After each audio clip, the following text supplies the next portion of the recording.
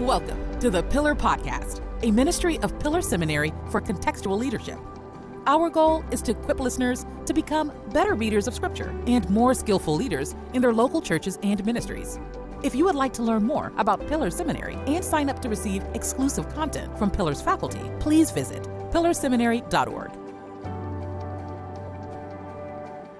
Welcome to the Pillar Podcast. I'm Joe, and with me today I've got Dr. Dan Lowry, president of Pillar Seminary, and greatest hair in the room. And I also have Susie's with us too. Sorry, Hi, Susie. Mom. Hello.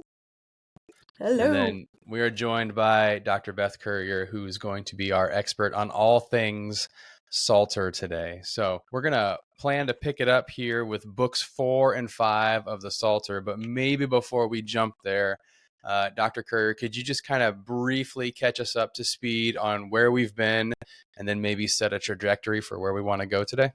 Yes. Thank you, Joe. So we, in our first two conversations, talked through the Psalter as a whole and how in each of the 5 books in it, we see reflected the story of the life of the people of Israel. So not a plot moving forward and intentionally psalm after psalm in chronological order, but each book reflecting, because the poets, the psalmists of the people wrote songs for their prayer and worship that reflected the lives they were living. So books 1 and 2 reflecting the life of David, especially in book 1, his early life, and second in book 2, the later life, and then leading to Solomon, we see the end of book 2.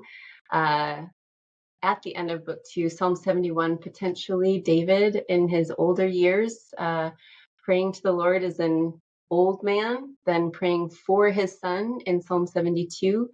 And then book 3 being the last one we talked about in our second conversation, which is all about the divided kingdom, the period of the divided kingdom, which really focuses on the destructions of both kingdoms. So it's the darkest, the hardest book in the Psalter. It ends on a very low note. So after that high note at the end of book 2, where Solomon takes the throne, David prays for him.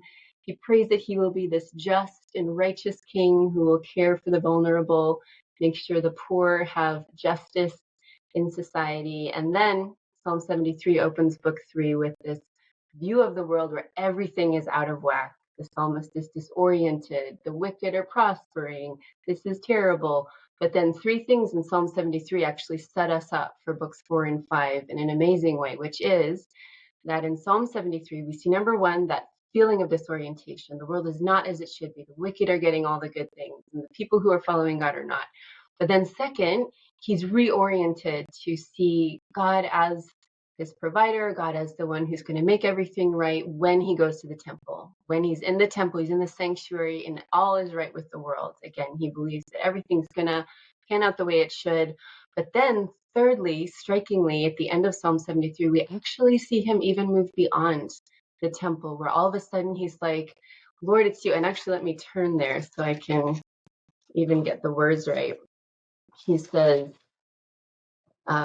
nevertheless, he's just thinking of the temple. Nevertheless, I'm continually with you. You hold my right hand. That's verse 23. And anyone's wondering, Psalm 73, verse 23.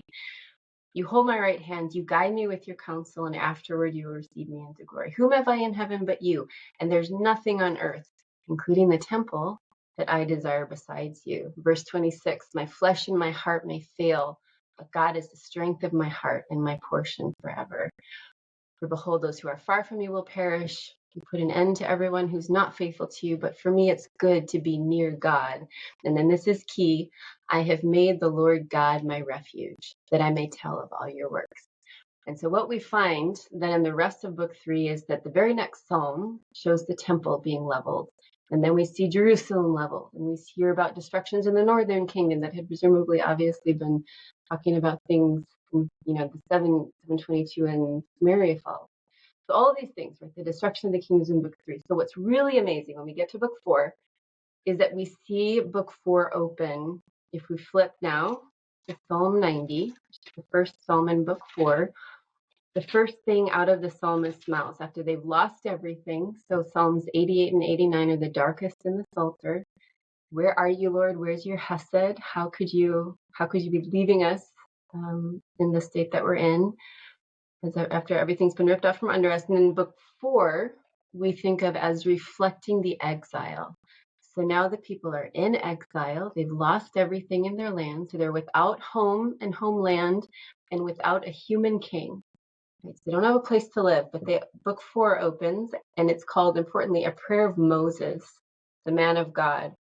And then the song begins, Lord, you have been our dwelling place in all generations, where the mountains were brought forth, or ever you'd formed the earth and the world. From everlasting to everlasting, you are God. So no longer are they lamenting the loss of his dwelling place in Jerusalem. They are saying, praying, singing to him, you are our dwelling place. So what we see people do as they have to take the next step after the destruction of everything and how the ground had been ripped out from under their feet, they have to take that next step. And so what we see them do in books 4 and 5, and then I'll stop talking and see what questions might come. What we see them do is, number 1, what Psalms 1 and 2 initially tell people reading the Psalter that the Psalms are for, which is instruction in how to take refuge in God. So after they've lost everything in book 3, book 4 opens. And what are they doing? They're taking refuge in God. Psalm 91 also begins with this picture of the Lord as refuge. He who dwells in the shelter of the Most High, verse 1 in Psalm 91, will abide in the shadow of the Almighty. I will say to the Lord, my refuge and my fortress, my God in whom I trust. So they have no home, no homeland, but they have the Lord as their dwelling place. Now, significantly, strikingly, in exile. And they find him their dwelling place in exile, which is striking. So yeah, we see a lot of Psalm 1 and 2 come back in the hearts and minds of the people in books 4 and 5. So let me stop there. Hopefully that gets us started and kind of set up to keep going. But yeah, so books 4 and 5 today, finishing up. And maybe I'll just lastly say book 4, reflecting the exile, and then book 5, the period of the restoration. So the return and restoration after the people come back to the land, those who choose to after being in exile. Just looking at like Psalm 90 at the very beginning, I get these, and maybe this is me, but I see these hints of the creation story in there a little bit, Genesis 1 through 11, talking about, the Lord being our dwelling place on the mountain. I get this picture of Eden where God was with humanity and this is how it was supposed to be. And then, you get this idea like man returning to dust because of, the fall and the sin that has now entered the world. But then you get words like verse 5, sweeping them away as a flood. And like, am I just seeing things I shouldn't be seeing here? Or are we getting a little bit of hint of that as a way to kind of introduce book 4 into what we're going? Oh, Dr. Lowry, you have a hand raised. I didn't know how to interject here. I do think this is really fascinating to me because at the same time you're looking back at this language and the imagery that really might be part of the story. The author of 2 Peter uses some of this psalm and this language to ache for the new creation. So waiting for this new creation, really adopting, Beth, exactly what you're saying. It's not just the words of the psalm, but it's the story in this moment in the Psalter that the author of 2 Peter even picks up on. But it is really cool, the new creation. Hurry up, Lord, but a day is like 1,000 years, and 1,000 years is like a day. And we know that you long for more to know you and be saved. So it's a really beautiful kind of moment, pivotal moment, looking back and forward here. Important structural kind of language for worldview and people of God. That's really cool. Back to you guys. Sorry, I got excited there when I saw this and kind of riffing off what you said there, Joe. Yeah, no, it's great. Yeah, well, for sure. Verse 2 is talking about the earth being formed in the world. So I think the maybe big important thing that we're looking at here is the feeling of safety that the people now feel strikingly in exile, but also like so references to dust, so it is, I think, absolutely, we can think, well, he formed humanity from dust. And then dust comes up a number of times in biblical poems, and I'm trying to think of all the places I can think, like in Job, we see it in Psalms, is often also a reminder of our createdness and humanity. So whether it's intentionally trying to make us think of Genesis 1 and the beginning of 1 to 11, or just the fact that you're so fragile, you're so frail, and you've just experienced that, what it means to actually lose everything. But then now in the second line in verse 3, it says, you return man to dust, right? So people die, right? It's like, it's you're not going to live forever, but you say, return, O children of man. And so it's like this amazing call out of the desolation that they felt. And then the imagery, sweeping them away like a flood, right? And everything water-wise is the Lord, of course, like having control over these chaotic, evil forces. But it seems like he's describing, like you sweep them away, like you swept your people away, like a flood, like grass, right? But now they're being renewed, and it's morning, and they're coming back. They're going to flourish. But it's an interesting back and forth. If you just read through these Psalms, it's like they go from the highest of highs to the lowest of lows as they're remembering, like, oh yeah, you have been angry, your wrath has dismayed us, but then they're like, but yet you're calling us back, and you are our refuge, and all we have is you to hope for in the world. So Beth, can we then get a little more of the shelving for these two books? Would you mind walking us through some of the kind of tracing this out for us? Yeah, absolutely. So what we see in books 4 and 5 is essentially recalls of, sort of framing of the Psalter as a whole with Psalms 1 and 2. So if you remember, Psalm 1 opens with Torah, like the person who's blessed is the person who's righteous, and that person is someone who meditates on Torah, on God's instruction day and night, and delights in it, and is going to be ever flourishing in the way God intends. And then Psalm 2 is all these kings of the world are raging against the Lord, but his king, he's placed in Jerusalem, and he's given all the nations of the world into the hands of his king. And then, of course, Psalm 2 ending with all who take refuge in him, which the hymn is like, well, it's God and his king. And we have to remember, prior to Jesus coming to earth, the king was the human king that God had put in front of over his people, right, to lead them and to be was supposed to be. But actually, I think what we see in the Psalter, so this is a good transition. The Psalter, I think in book 4 in particular, is really an answer to and kind of an exclamation on the failure of the kingship experiment that God allows his people to go forward with. And he shepherds them through the process of learning by mistake that no, in fact, there's not going to be a human king who is going to rule us in the way that God intends. And God predicts that in Deuteronomy 17, 1 Samuel 8, right? So Deuteronomy 17 is when Moses tells the people, like, you're going to ask for kings, and this is what they're not supposed to do. They're not supposed to get a lot of horses, a lot of wealth, and a lot of women. Well, that's what we precisely see the kings do. And then he says, in contrast, what the king is supposed to do is read the law day and night, and also have a copy of the law. And then we assume also make sure the people know the law. And by law, again, Torah, instruction. And then strikingly in Deuteronomy 17, it says that reading the Torah so much is going to make the king realize that I should not think of myself as better than my brothers and sisters that I am ruler over. And so there's never a king who lives that way. So God allows the kingship experiments to fail. And so when Psalm 2 comes, and then it's like, my king is on Zion, he's going to be on my holy hill. And of course, we do think about Jesus.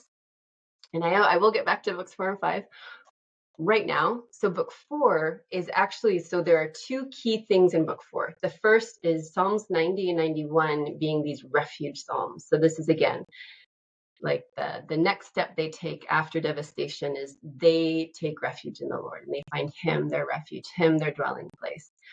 So then, interestingly, Psalm 92, and we should come back and talk about Psalm 90 being a prayer of Moses. So we'll talk about that in a second. But the superscription in Psalm 92 is equally important. And the superscription of Psalm 92 is a psalm, a song for the Sabbath. And Sabbath, we remember, and all of you Genesis people can speak up. We remember in the ancient Near East, after a king got his kingdom in order, he would build temples, or build a temple, build a palace, and then he would rest. When those building projects were done, he would rest. And that rest was like, my kingdom is all secure. I can now sit back and enjoy it. Well, calling Psalm 92 a song for the Sabbath is significant because, of course, the Lord, he created the world and then rested. So he's king of the world. And so the second aspect of book 4 that's really important, that harks back to Psalm 2, is the enthronement psalms. So Psalm 92 is essentially like this introduction to the enthronement psalms. So the enthronement psalms are Psalms 93 to 99. And people think of 94 as maybe not being an enthronement psalm, but in that psalm, Yahweh is portrayed as judge of the world rather than king of the world. But in any case, what's striking is, so now the people have lost their homeland, we know, but now they have their refuge in Yahweh. Now they've also lost their human king. So now the answer to that loss is the enthronement psalms in book 4, which depict Yahweh as not just king of Israel, but as king of the whole world.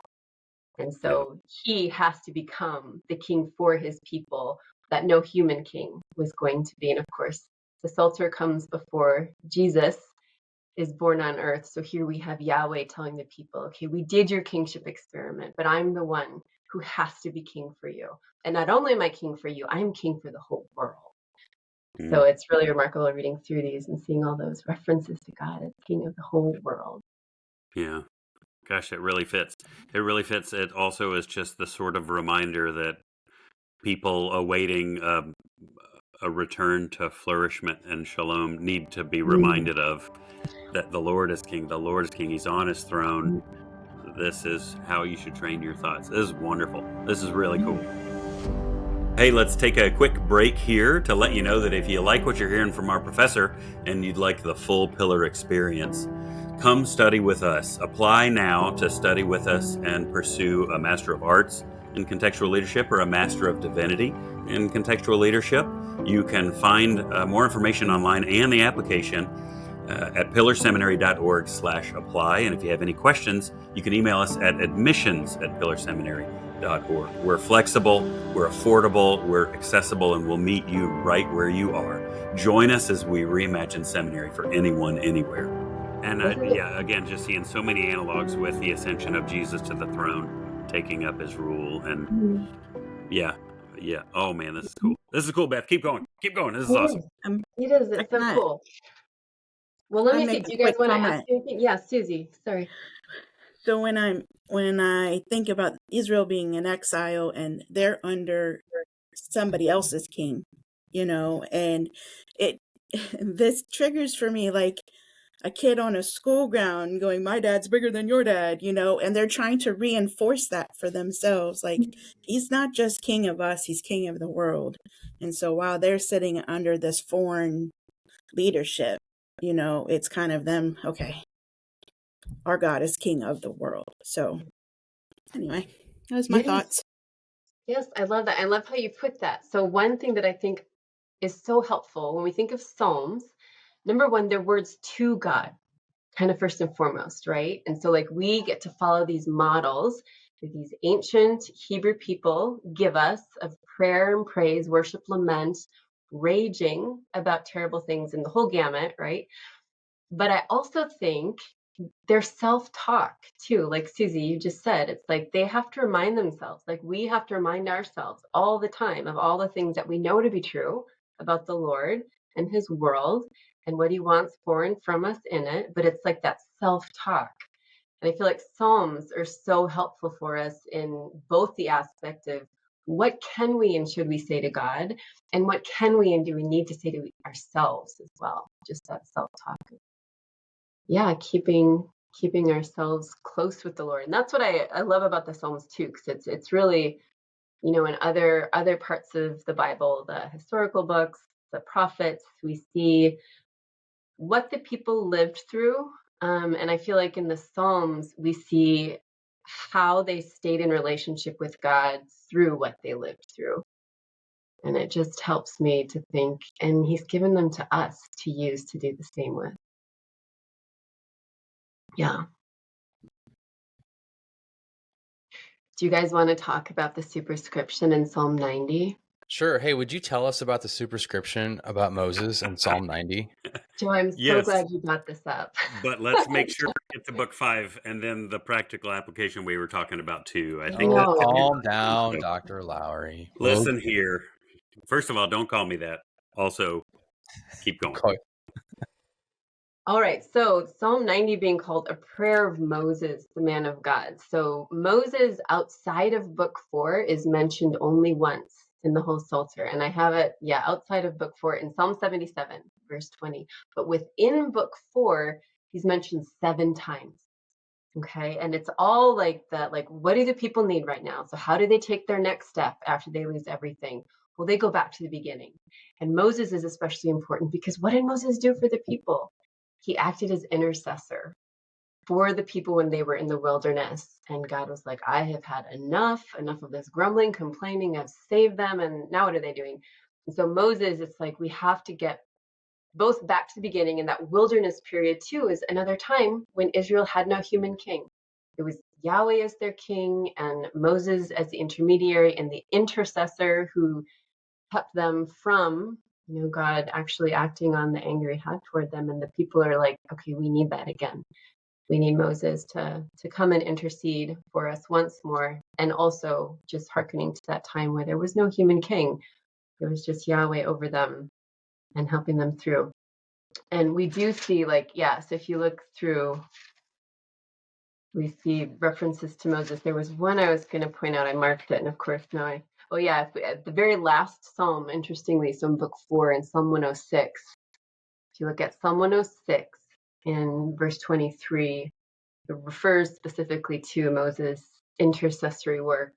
Therefore, he, being the Lord, said he would destroy them. Had not Moses, his chosen one, stood in the breach before him to turn away his wrath from destroying them. So the people in exile are both feeling the wildernessness of that moment without a human king and now just the Lord over them, and then a need for an intercessor.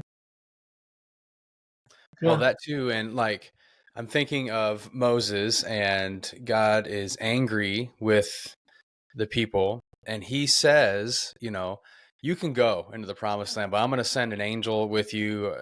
I'm not going with you. And they're like, no. Like, if you don't go, we don't want you. And so for them now in exile to feel this, our temple has been destroyed, our city has been destroyed, God's presence has left, are we alone? And so it's so cool to see how they're throwing it all the way back to the beginning to say, no, we just want your presence. And then that's real. I mean, that is the opening of Psalm 90. You are our dwelling place. If we have your presence, we have everything. Right. And it's rebooting almost their systems to think, okay, we got to get back to the beginning, go back to the basics. And what do we really need? We need God and his presence with us.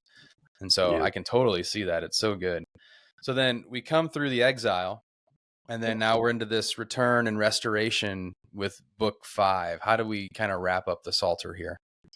Yeah, so book 5 of all the books in the Psalter is the most highly designed and arranged. So the book as a whole is a chiasm. And at the center of the chiasm is Psalm 119. So Psalm 119 is, of course, this magnificent Torah psalm. It's the longest psalm. It's an alphabetic acrostic. So you have stanza after stanza where each couplet, pair of lines, begins with the letter of the Hebrew alphabet. But it's a meditation on the goodness of all of God's instructions, all of his precepts, all of his ways. So it's again, now where this connects to Psalm 1, right? Where Psalm 1 says, person who meditates on the Torah of Yahweh day and night is like a stream or like a tree planted by a stream. So well nourished with all of the good instruction of the Lord. So Psalm 19 is the center, and then it just goes out. And as it goes out, it shows the and here remind myself so I'll tell the parts. But sorry, I can't do more than one thing at a time. What was I saying? The protection to someone. You're talking about Psalm 19 being the chiastic center, right? And so everything leading up to that is starting on the outside and building toward this middle, right? Psalm 119. Yeah. And then it's going to start to build its way back out. We defined chiasm there for our audience. Yep. Yeah, thanks. Yep. Oh, right. So, right. Okay, so maybe edit that bit. But anyway, chiasm. Well, I think it's fine. Great. So actually, Joe, do you want to define chiasm? I think you sort of just did even. Well, I'm not a smart man. So I'm just, the way I see it, it's just a picture of you have two outsides that are continually getting closer and closer into a middle. And it's saying like, this is the point that's in the middle. And so we're building into this main point, and then we're going to build away from it. If you almost look at like a greater than sign in the math world or something like that, it's going to look like that, but it's going to have a literary structure to it. Yeah. So it's a literary patterning. Beth, do you mean thematically it works chiastically, or theologically, or the types of psalms? Okay. Gotcha. That's so cool. It is. So I'll lay it out quick, and hopefully hearing it is helpful enough. So the center being Psalm 119, all about God's instruction. And then on either side of Psalm 19, so there's Psalms 113 to 118 are the Egyptian Hallel, which means praise, Egyptian praise psalms, and they commemorate the deliverance from Egypt, so the Exodus. And then after, on the other side of Psalm 19, are the songs of the ascents, Psalms 120 to 134. And these are, we think, potentially like songs that people sang on pilgrimage during the festivals to go up to celebrate together in Jerusalem at the temple, all the pilgrimage feasts. So these three sections of the book 5 are all connected to Jewish festivals. So the Egyptian Hallel with Passover, understandably, the Torah center of Psalm 119 with Pentecost, and then Songs of the Ascents with Tabernacles, the Feast of Booths. And so what we see Israel doing to take that next step is, number one, Torah is central. And then beyond that, remembering and celebrating the sustaining and saving acts of the Lord. Like, this is how we stay in relationship with the Lord. This is how we take refuge in him. Remember his instruction. We celebrate and remember all that he's done for us. And then on either side of that three center parts piece in book 5 are series of praise psalms. And a lot of people describe them as the praise introduction and praise conclusion to this sort of 3-piece center of book 5. And then there's a piece that doesn't fit on the back end of this chiasm, and that is Psalm 137.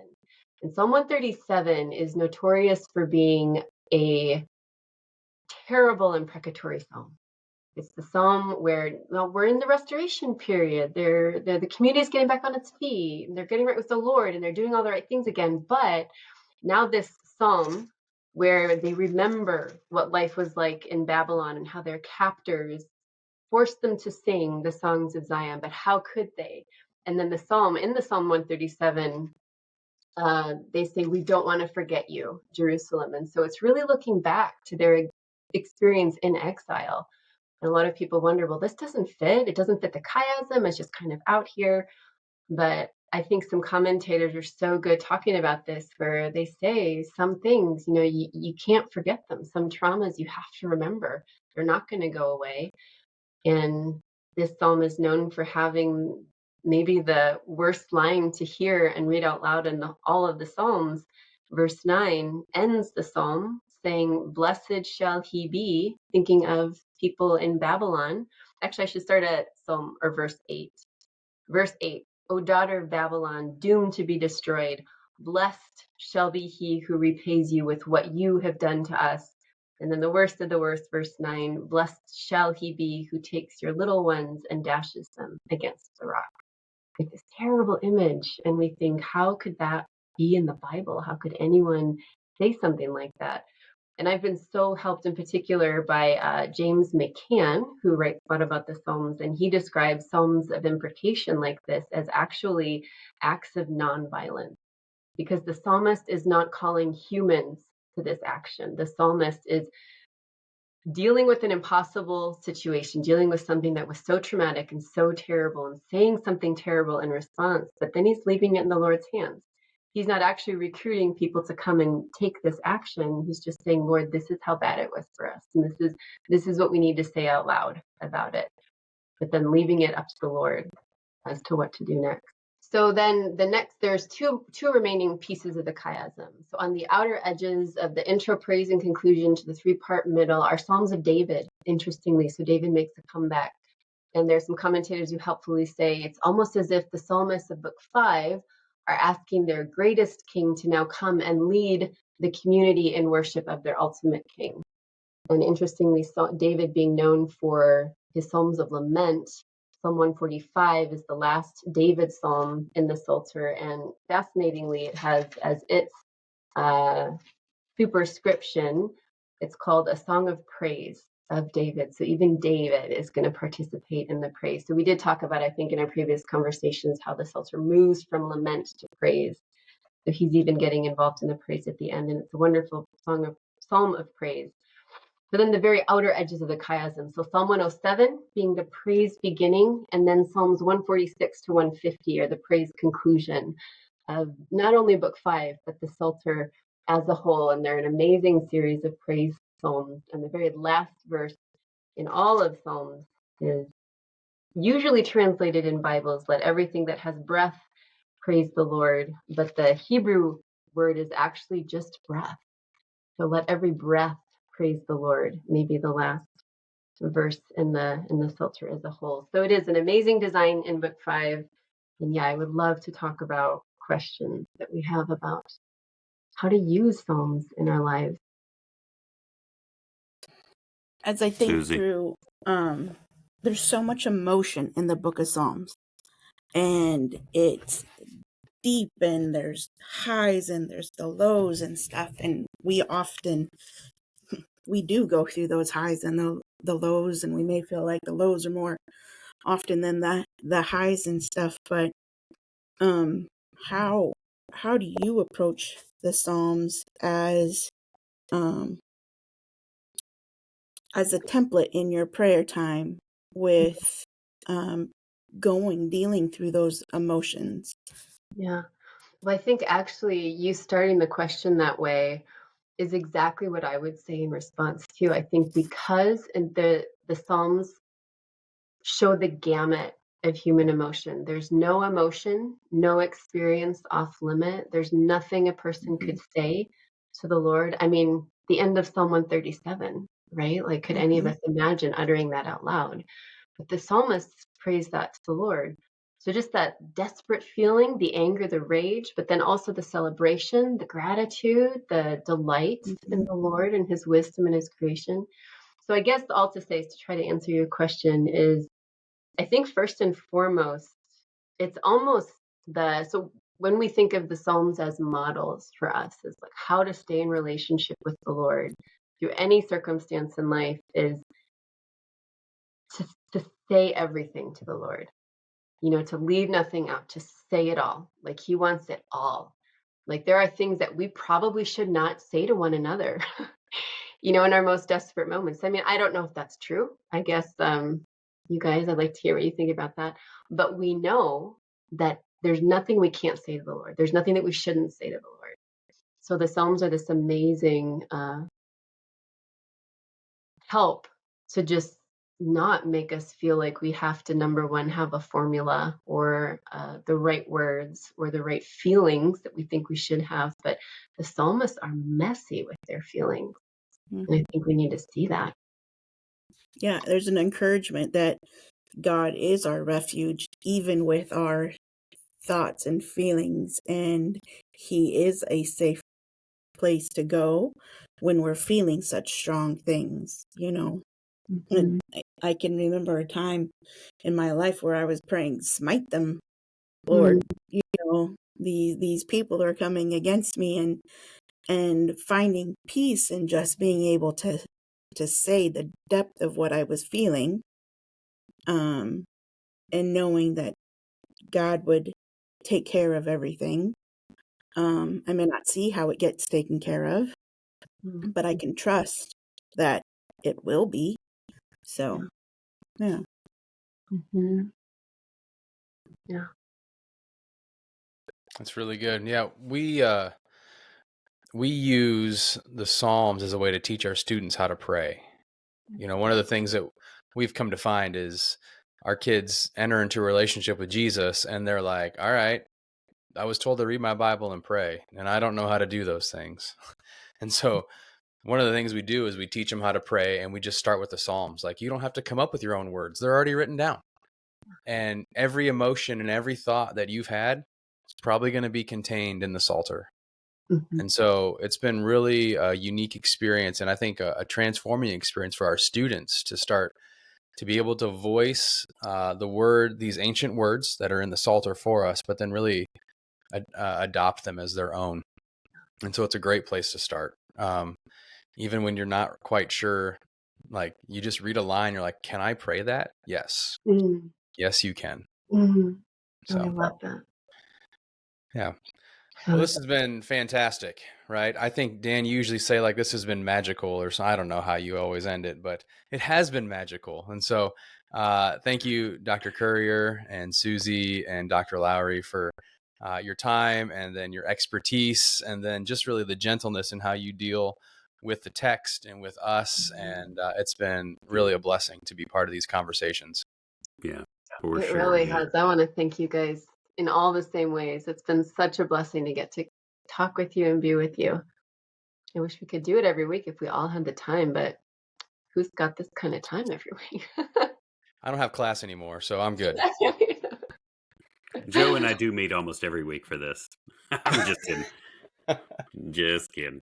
Yeah, thank you, Beth. Thank you so much. Susie, thanks. Joe, appreciate you, both of you, helping move things along here. Beth, looking forward to having you back to talk about whatever the next thing is that we'll have you talk about for sure, that you're interested in talking about. But yeah, thanks so much, everybody. Yeah, thank you guys. You may or may not know that we exist entirely from two different revenue streams. One is tuition revenue, and the other is from donations from supporters, generous supporters like many of you. We could not do what we do, including this podcast, which is a ministry of Pillar Seminary, without your generous support. We would ask you to prayerfully consider, if you haven't already, joining us, partnering with us, and supporting the work and the ministry that we do here in all of its forms at Pillar Seminary. You can find out more, and you can go online to give at pillarseminary.org/give.